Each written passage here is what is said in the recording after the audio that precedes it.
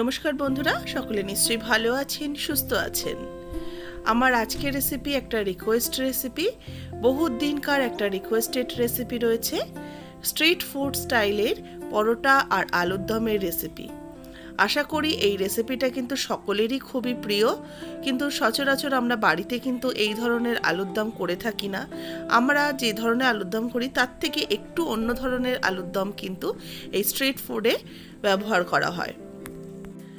একদম অন্য ধাঁচের একটা আলুর দমের রেসিপি। এই রেসিপিটা আমি খুব তাড়াতাড়ি চটজলদি তৈরি করেছি প্রেসার কুকারে, মাত্র 5 মিনিটে, কিন্তু খেতে অসাধারণ হয়। আর এর সাথে তৈরি করেছি একদম নরম তুলতুলে একটা পরোটা, যেটা কিন্তু এরকম স্ট্রিট ফুডগুলোতে যে স্টলগুলো বসে সেইখানে কিন্তু এই ধরনের পরোটা আর আলুর দম ভীষণভাবেই প্রচলিত আর খুব চলে এই খাবারটা। সেই নরম তুলতুলে পরোটার রেসিপিও আপনাদের সাথে শেয়ার করব। দেখুন, আমি একটা পরোটা দেখাচ্ছি কতটাই নরম হয়েছে। এটা কিন্তু ভাঁজ করলেও ভেঙে যাচ্ছে না, একদম রুমালের মতো মুড়ে থাকছে। ঠিক এই পরোটার রেসিপিটাই আমি তৈরি করব। আর এই রেসিপিগুলো কিন্তু আমার কাছে অনেক দিনকার পেন্ডিং রিকোয়েস্টেড ভিডিও ছিল, আমি দেখানো হয়নি বহুত দিন ধরে। আজকে আমি সেটা শেয়ার করছি। রেসিপিটা ভালো লাগলে অবশ্যই শেয়ার করবেন, লাইক করবেন, আর নতুন বন্ধু হয়ে থাকলে চ্যানেলটাকে সাবস্ক্রাইব করে নেবেন।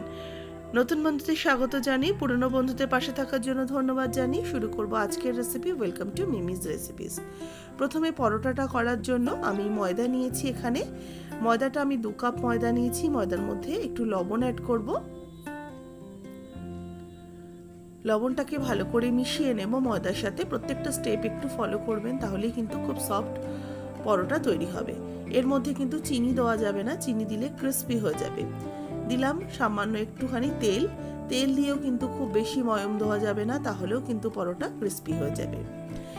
শুধু লবণ আর সামান্য একটু তেল দিয়ে জাস্ট মিক্সড করে নিয়ে এবার নর্মাল ট্যাপ ওয়াটারে জল দিয়ে ময়দাটাকে মেখে নেব। জলটাও একবারে দেব না, অল্প অল্প করে জল দেব আর অল্প অল্প করে মাখতে থাকবো।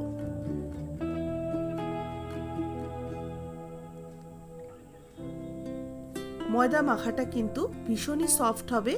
নর্মাল যেরকম আমরা বাড়িতে লুচি, রুটি, পরোটা তৈরি করি ঠিক তার থেকে ডাবল সফট কিন্তু আমি তৈরি করব। দেখবেন একদম কাদা কাদা লেই করে আমি ময়দাটাকে মাখছি।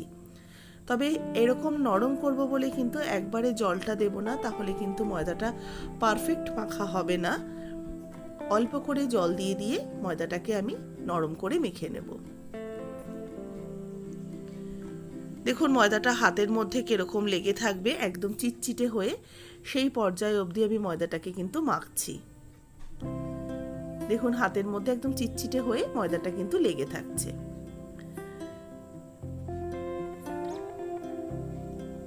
ঠিক এরকম ভাবে ময়দাটা মেখেছি, এতটাই নরম করে।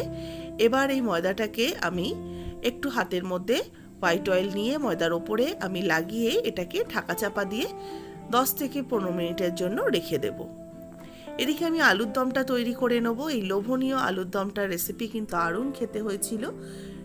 আলুগুলোকে কাটতে হবে একটু বড় বড় করে, যেভাবে আমরা মাংসের ঝোলে আলু দিই ঠিক সেইভাবে আমি বড় বড় করে আলু কেটেছি।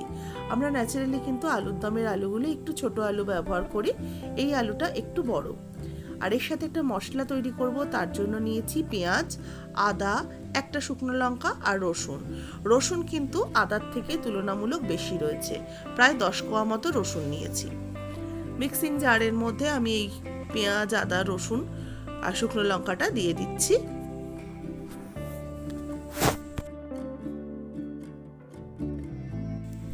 আদার পরিমাণের থেকে কিন্তু রসুনের পরিমাণ একটু বেশি হবে, আমি প্রথমেই বলেছি। দেখুন মশলাটা পেস্ট করা হয়ে গেছে। আমি এটা প্রেসার কুকারে করব তাড়াতাড়ি সময়টা বাঁচানোর জন্য। সেই জন্য প্রেসার কুকারে দিয়ে দেব সর্ষের তেল। তেল গরম হলে দিয়ে দিচ্ছি আলুর টুকরোগুলোকে।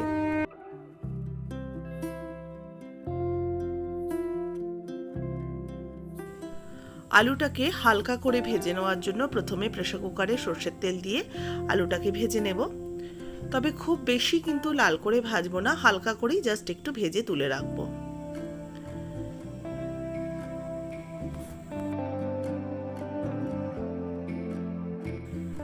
আলুগুলো ভাজা হয়ে গেছে, এর বেশি আর ভাজবো না। আলুগুলোকে এবার আমি উঠিয়ে রাখছি। এই রান্নাটাতে কিন্তু একটু তেলের পরিমাণ বেশি লাগবে। তেলের মধ্যে দিয়ে দিচ্ছি একটু চিনি। চিনিটা ফোড়নে দিলে সুন্দর একটা ফ্লেভার আসবে। দিয়ে দিলাম জিরে, গোটা জিরে। জিরে আর চিনিটাকে একটু নাড়াচাড়া করে নিচ্ছি। জিরেটাও একটু ভাজা ভাজা হয়ে যাবে আর চিনিটার থেকেও একটা পোড়া কালার চলে আসবে। ততক্ষণ আমি এটাকে একটুখানি মিক্সড করে নেব। এবার দিয়ে দেবো পেঁয়াজ কোচানো। এখানে কিন্তু বলে রাখছি একটা বড় সাইজের পেঁয়াজ, যেটার হাফ আমি ব্যবহার করেছি পেস্টে আর হাফ আমি কোচানো এখানে দিয়ে দিলাম। পেঁয়াজটাকে হালকা নাড়াচাড়া করে একটু ফ্রাই করে নিয়ে এর মধ্যে অ্যাড করে দেবো টমেটো কোচানো।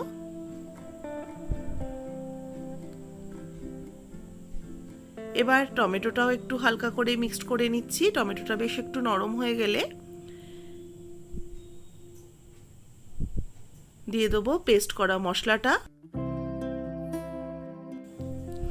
মশলাটাকে কিছুক্ষণ কষিয়ে নেব, মিনিট 2-3।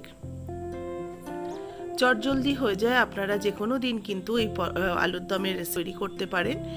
মশলাটা একটু কষানো হয়ে গেছে, ভাজা ভাজা হয়ে গেছে। এবার এর মধ্যে একটু জল অ্যাড করব। মিক্সির জারটা ধুয়ে অল্প একটু জল দিয়ে দিলাম, কারণ মশলাটা কিন্তু পুড়ে যাচ্ছে। এবার কিছু গুঁড়ো মশলা অ্যাড করব। দেবো হলুদ গুঁড়ো হাফ টিস্পুন, দেব একটু শুকনো লঙ্কার গুঁড়ো, সেটাও দিলাম 1 টিস্পুনের মতো। দিচ্ছি ধনের গুঁড়ো, তুলনামূলক বেশি দেবো জিরের গুঁড়োর থেকে, 1 টিস্পুন। আর দিলাম জিরের গুঁড়ো হাফ টিস্পুন। এবার এই মশলাগুলোকে ভালো করে কষিয়ে নেব। এবার একটা স্পেশাল মশলা অ্যাড করব, যেটা কিন্তু এই ধরনের রেসিপিগুলোতে খুবই চলে, যেটা হচ্ছে মিট মশলা। মিট মশলা এখানে আমি হাফ টিস্পুনের মতো দিয়ে দিই। মিট মশলার জন্যই কিন্তু একদম টেস্টটা চেঞ্জ হয়ে যায়। আর দেবো একটু টমেটো সস বা টমেটো কেচাপ। টমেটো কেচাপও আমি কিন্তু এখানে 1 টিস্পুন দিলাম। স্বাদ মতো লবণ অ্যাড করলাম। আমি কিন্তু আলুতে কোনো লবণ দিইনি, সেই জন্য লবণটা একটু বেশি পরিমাণে দিয়ে দিলাম। মশলাটাকে ভালো করে 2-3 মিনিট কষিয়ে নিয়ে দিয়ে দেবো জল। মশলাটা কষানো হয়ে গেছে। এবার এর মধ্যে অ্যাড করে দেবো ভাজা আলুর টুকরোগুলো।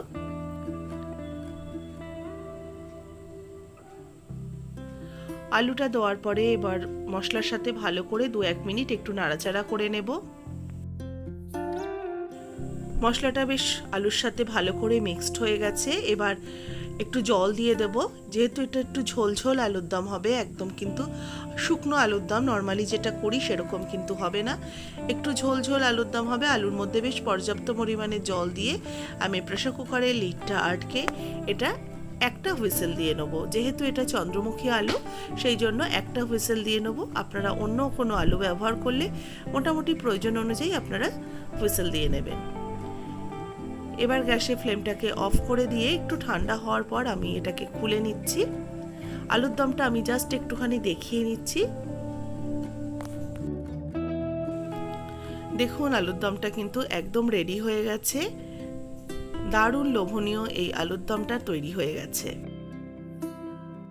এদিকে পরোটাটার জন্য ময়দাটা আমি মেখে রেখেছিলাম, সেটা 10 মিনিট হয়ে গেছে।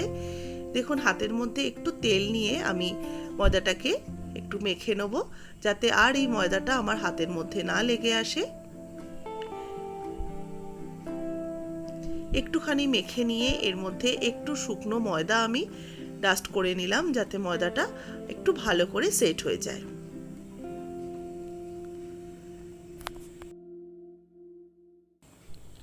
ময়দাটা দেখুন খুব সুন্দর করে মাখা হয়ে গেছে, এতটাই নরম হয়েছে। ঠিক এরকম পর্যায়ে অবধি আমি নরম করেছি, আর ময়দাটা কিন্তু হাতে লাগছে না। এবার এখান থেকে একটা করে লেচিকে আমি এর মধ্যে একটা পরোটা তৈরি করে নেব।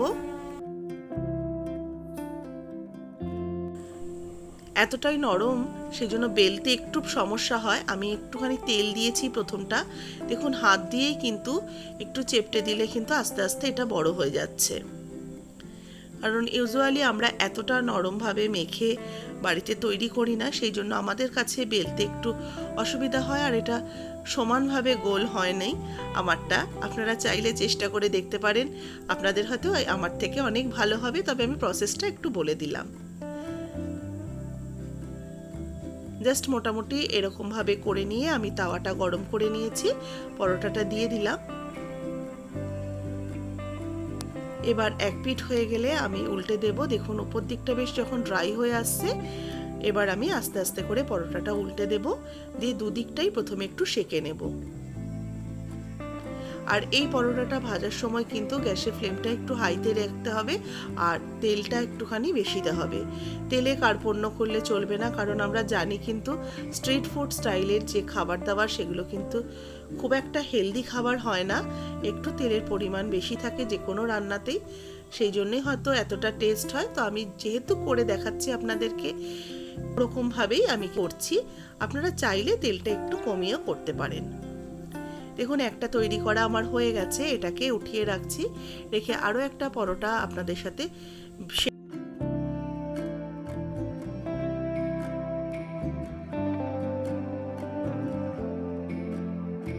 এই পরোটাটা একটু আমি ময়দা দিয়ে বেলছি, যাতে আমার একটু বেলতে সুবিধা হয়। তেল দিয়ে বেললে কিন্তু খুব একটা পারছি না, সেই জন্য একটু হালকা করে ময়দা ডাস্ট করেই আমি এটাকে বেলছি।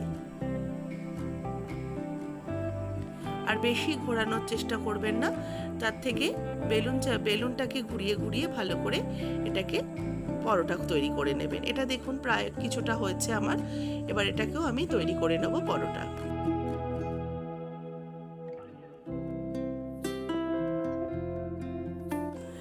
পরোটার শেপটা দেখে কিন্তু কেউ কিছু মনে করবেন না, আমাকে মার্জনা করবেন। আমি জানি আপনারা আমার থেকে অনেক ভালো সুন্দরভাবে তৈরি করবেন, তবে প্রসেসটা এটুকুই জাস্ট আপনাদের সাথে একটু শেয়ার করা।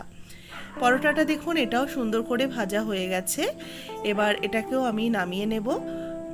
তার আগে আমি প্লেটটা তৈরি করে নিচ্ছি। একটা বাটি নিয়ে নিয়েছি প্লেটের ওপরে, তার মধ্যে আলুর দমটা নিয়ে নিচ্ছি। আলুর দমটা দেখুন কতটা লোভনীয় হয়েছে দেখতে, দারুণ কিন্তু খেতেও হয়েছিল। আপনারা অবশ্যই এই আলুর দমটা একদিন বাড়িতে তৈরি করবেন। আর এর সাথে আমি নিয়ে নিচ্ছি পরোটা।